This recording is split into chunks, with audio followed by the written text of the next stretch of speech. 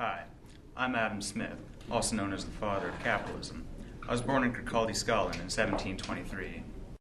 By the age of 14, I was studying moral philosophy at the University of Glasgow. Here, I developed my beliefs about freedom and liberty. I developed many of my ideas under the teachings of Francis Hutcheson.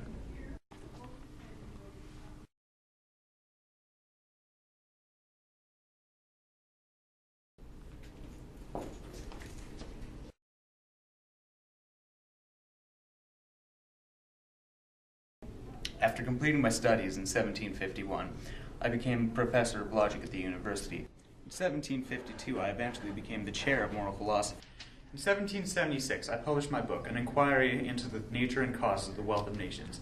In my book, I questioned the causes of the wealth of a nation and why some nations are wealthier than others.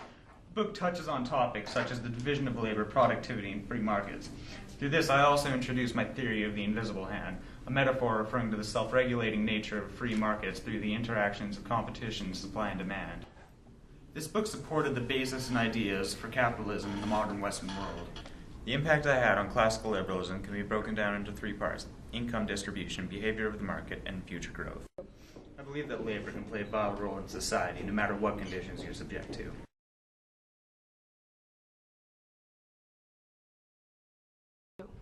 This idea developed into the concept of supply and demand, stating that the market tends to move into the interest of the public. Supply and demand tells us that competition changes as demand for goods and services changes. And of course, so does the price asked by providers and the willingness to pay by consumers.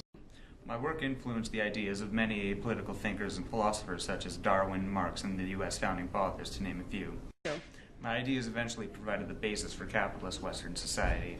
In the 19th century, I encouraged the UK to reduce tariffs on businesses and withdraw monopoly licenses, which brought on the Industrial Revolution and ultimately modern technology and business. Overall, my work has been responsible for economic development over the past 200 years and forming society as we know it today.